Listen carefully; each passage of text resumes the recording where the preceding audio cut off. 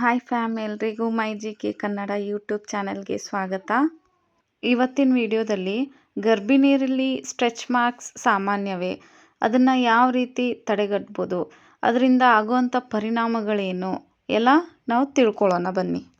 Video start ಮಾಡೋಕ್ಕಿಂತ ಮುಂಚೆ ನನ್ನ ಚಾನಲ್ನ ಯಾರೆಲ್ಲ ಸಬ್ಸ್ಕ್ರೈಬ್ ಮಾಡಿಲ್ವೋ ಅವ್ರು ಹೋಗಿ ನನ್ನ ಚಾನಲ್ನ ಸಬ್ಸ್ಕ್ರೈಬ್ ಮಾಡ್ಕೊಳ್ಳಿ.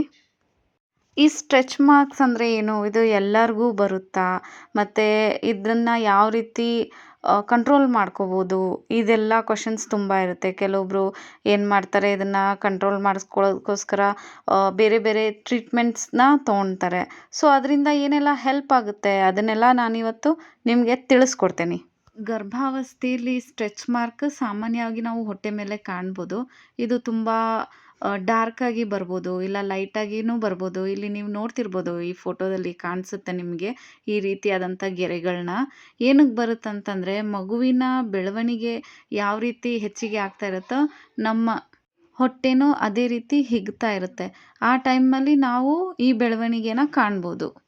ಇದೊಂದು ತಾಯ್ತನದ ಅನುಭವ ಅಂತಲೇ ಹೇಳ್ಬೋದು.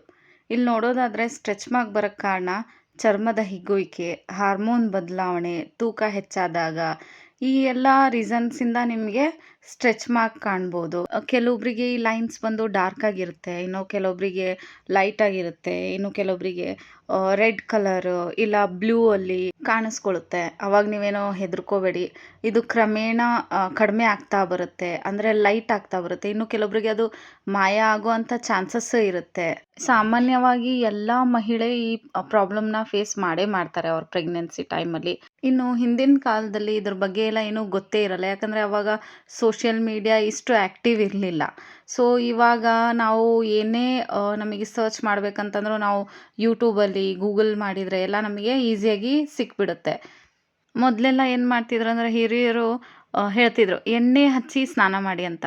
ಸೊ ಅದು ಒಂಥರ ಮಾಯಿಶ್ಚರೈಸರ್ ಆಗಿ ವರ್ಕ್ ಮಾಡುತ್ತೆ. ಸೊ ಕೊಬ್ಬರಿ ಎಣ್ಣೆ ತುಂಬ ಒಳ್ಳೆ ಸೋರ್ಸ್ ಅಂತ ಹೇಳ್ಬೋದು. ಇದಕ್ಕೇನು ನೀವು ತುಂಬ ತಲೆ ಕೆಡಿಸ್ಕೊಳ್ಳೋ ಅವಶ್ಯಕತೆ ಇರಲ್ಲ. ನೀವೇನು ಮಾಡ್ಬೋದು, ಆ್ಯಂಟಿ ಸ್ಟ್ರೆಚ್ ಮಾರ್ಕ್ ಕ್ರೀಮ್ ಸಿಗುತ್ತೆ, ಅದನ್ನು ಯೂಸ್ ಮಾಡ್ಬೋದು.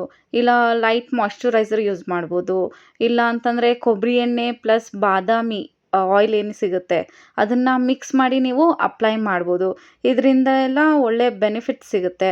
ಹಾಗೆ ನೀವು ಈ ಥರ ಎಲ್ಲ ನಿಮಗೆ ಭಯ ಇದ್ದರೆ, ಹೆಂಗೆ ಯೂಸ್ ಮಾಡೋದು, ಏನೇನು ಎಫೆಕ್ಟ್ ಆಗುತ್ತೋ ನಮ್ಮ ಸ್ಕಿನ್ ಮೇಲೆ ಅಂತಂದರೆ, ನೀವು ನಿಮ್ಮ ಏನು ಡಾಕ್ಟರ್ ಹತ್ರ ಕನ್ಸಲ್ಟ್ ಮಾಡ್ತಿರ್ತೀರ ಅವ್ರ ಹತ್ರನೇ ಕೇಳಿದರೆ ಒಂದು ಕ್ರೀಮ್ನ ಸಜೆಸ್ಟ್ ಮಾಡ್ತಾರೆ. ಅದು ನಿಮಗೆ ಸ್ಕಿನ್ನಿಗೆ ಹೆವಿ ಅನಿಸಲ್ಲ. ಸೊ ಅಂಥ ಕ್ರೀಮ್ನೆಲ್ಲ ನೀವು ಅಪ್ಲೈ ಮಾಡ್ಬೋದು. ಬಟ್ ಅಪ್ಲೈ ಮಾಡುವಂಥ ರೀತಿ ಗೊತ್ತಿರ್ಬೇಕು ನಿಮಗೆ ಅಷ್ಟೇ. ಅದನ್ನು ಮಾಡಿದರೆ ನೀವು ಆಬ್ವಿಯಸ್ಲಿ ನಿಮ್ಮ ಏನು ಸ್ಟ್ರೆಚ್ ಮಾರ್ಕ್ನ ಪೂರ್ತಿಯಾಗಿ ಅಂತೂ ಕಂಟ್ರೋಲ್ ಮಾಡೋಕ್ಕಾಗಲ್ಲ, ಬಟ್ ಒಂದು ಸ್ವಲ್ಪ ಲೈಟಾಗಿ ನೀವು ಕಂಟ್ರೋಲ್ ಮಾಡ್ಬೋದು. ಸ್ನಾನಕ್ಕೆ ಹೋಗೋಕ್ಕಿಂತ ಒಂದು 10 ನಿಮಿಷ ಮುಂಚೆ ಇಲ್ಲ 15 ನಿಮಿಷ ಮುಂಚೆ ನೀವು ಅಪ್ಲೈ ಮಾಡ್ಕೋಬೇಕು. ಅಪ್ಲೈ ಮಾಡಿ ಚೆನ್ನಾಗಿ ಮಸಾಜ್ ಮಾಡ್ಕೋಬೇಕು. ತುಂಬ ಪ್ರೆಷರ್ ಹಾಕಿ ಮಸಾಜ್ ಮಾಡಬೇಡಿ, ಲೈಟಾಗಿ ನೀವು ಅಪ್ಲೈ ಮಾಡ್ಕೋಬೋದು. ನೆಕ್ಸ್ಟ್ ನಿಮಗೆ ನೈಟ್ ನೀವು ಮಲ್ಕೊಳ್ಳೋಕ್ಕಿಂತ ಮುಂಚೆ ಒಂದು ಸಲ ಏನು ಮಾಯಿಶ್ಚರೈಸರ್ ಆಗಿರಲಿ, ಕ್ರೀಮ್ ಆಗಿರಲಿ, ಅದನ್ನು ಹೊಟ್ಟೆ ಮೇಲೆ ಚೆನ್ನಾಗಿ ಅಪ್ಲೈ ಮಾಡ್ಕೊಂಡ್ರೂ ತುಂಬ ಬೆನಿಫಿಟ್ ಸಿಗುತ್ತೆ ನಿಮಗೆ. ಬೆಸ್ಟ್ ಸೊಲ್ಯೂಷನ್ ಅಂದರೆ ಕೊಬ್ಬರಿ ಎಣ್ಣೆ. ನಮಗೆ ಡಾಕ್ಟ್ರು ಸಜೆಸ್ಟ್ ಮಾಡೋದೇ ಕೊಬ್ಬರಿ ಎಣ್ಣೆ ಹಚ್ಕೊಳ್ಳಿ ಅಂತ ಹೇಳ್ತಿರ್ತಾರೆ. ಸೊ ಅದನ್ನು ನೀವು ಬೇಕಾದರೆ ಮಾಡ್ಬೋದು. ಯೂಶ್ವಲಾಗಿ ನಮಗೆ ಸ್ಟ್ರೆಚ್ ಮಾರ್ಕ್ ಕಾಣಿಸ್ಕೊಳ್ಳೋದಂದರೆ 6 ತಿಂಗಳ ನಂತರ ಕಾಣಿಸ್ಕೊಳ್ಳುತ್ತೆ. ಯಾಕಂದರೆ ತುಂಬ ಲೈಟಾಗಿ ಬರ್ತಾ ಇರುತ್ತೆ, ಬಟ್ ಅದು ನಮಗೆ ಗೊತ್ತಿರಲ್ಲ. ಸೊ ಆಮೇಲೆ ಏನಾಗುತ್ತೆ, ಬರ್ತಾ ಡಾರ್ಕ್ನೆಸ್ ಬರುತ್ತೆ. ಸೊ ಆವಾಗ ನಮಗೆ ಸ್ಟ್ರೆಚ್ ಮಾರ್ಕ್ ಬಗ್ಗೆ ಗೊತ್ತಾಗುತ್ತೆ. ನೀವು 6 ಮಂತ್ಸ್ ಆದಮೇಲಿಂದ ಕ್ರೀಮ್ನ ಅಪ್ಲೈ ಮಾಡಿದರೆ ಎಲ್ಲ ಅಷ್ಟೇನು ನಮಗೆ ಹೇಳ್ಕೊಳ್ಳೋಷ್ಟು ಬೆನಿಫಿಟ್ ಸಿಗಲ್ಲ. ಡಾಕ್ಟ್ರೇ ಹೇಳ್ತಾರೆ ನೀವು ಇವಾಗಿಂದ ಅಪ್ಲೈ ಮಾಡೋದ್ರಿಂದ ನಿಮಗೇನು ಯೂಸ್ ಆಗಲ್ಲ ಅಂತ ಹೇಳಿ. ನಿಮಗೆ ಯಾವಾಗ ನೀವು ಪ್ರೆಗ್ನೆಂಟ್ ಇದ್ದೀರಾ ಅಂತ ಗೊತ್ತಾಗುತ್ತೋ ಅವಾಗಿಂದನೂ ನೀವು ಕ್ರೀಮ್ನ ಅಪ್ಲೈ ಮಾಡೋಕ್ಕೆ ಸ್ಟಾರ್ಟ್ ಮಾಡ್ಬೋದು. ಇದರಿಂದ ನಿಮಗೆ ಬೆಸ್ಟ್ ರಿಸಲ್ಟ್ ಸಿಗುತ್ತೆ ಅಂತ ಹೇಳ್ಬೋದು. 3 ಮಂತ್ಸಿಂದನೂ ನೀವು ಯೂಸ್ ಮಾಡ್ಬೋದು. ಆವಾಗಲೂ ನಿಮಗೆ ಒಳ್ಳೆ ರಿಸಲ್ಟ್ ಸಿಗುತ್ತೆ. ಜಸ್ಟ್ ಲೈಟಾಗಿ ಅಪ್ಲೈ ಮಾಡಿ ಮಲ್ಕೊಳ್ಳಿ. ಹಾಗೆ ಬೆಳಿಗ್ಗೆ ಎದ್ದ ತಕ್ಷಣ ಮತ್ತು ಹೇಳ್ದಾಗೆ ನಾನು ಸ್ನಾನ ಮಾಡುವಾಗ ಅಪ್ಲೈ ಮಾಡಿ. ಸೊ ಈ ಥರ ಎಲ್ಲ ನೀವು ರೂಟೀನ್ ಫಾಲೋ ಮಾಡಿದರೆ ನಿಮ್ಮ ಏನು ಸ್ಟ್ರೆಚ್ ಮಾರ್ಕ್ ಇದೆಯಾ ಅದನ್ನೆಲ್ಲ ಕಂಟ್ರೋಲ್ ಮಾಡ್ಬೋದು ನೀವು. ಹಾಗೆ ಇನ್ನೊಂದು ವಿಷಯ ಹೇಳೋದಾದರೆ, ನೀರು ಎಷ್ಟು ಹೆಚ್ಚು ಕುಡಿತೀರೋ ಅಷ್ಟು ಒಳ್ಳೆಯದು. ಯಾಕಂದರೆ ನಮ್ಮ ಸ್ಕಿನ್ ಹೈಡ್ರೇಟ್ ಆಗಿರುತ್ತೆ. ಹಾಗೆ ಆರೋಗ್ಯಕರ ಡಯಟ್ ತುಂಬ ಮುಖ್ಯ.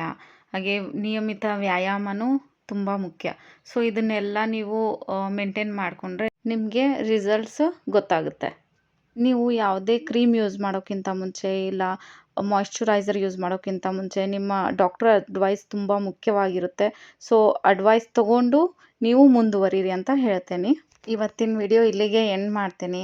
ನಿಮಗೆಲ್ಲ ಈ ಟಾಪಿಕ್ ಇಷ್ಟ ಆಗಿದ್ರೆ ದಯವಿಟ್ಟು ಸಬ್ಸ್ಕ್ರೈಬ್ ಮಾಡಿ ನನ್ನ ಚಾನೆಲ್ಗೆ. ಎಲ್ಲರಿಗೂ ಒಳ್ಳೆಯದಾಗಲಿ. Thank you.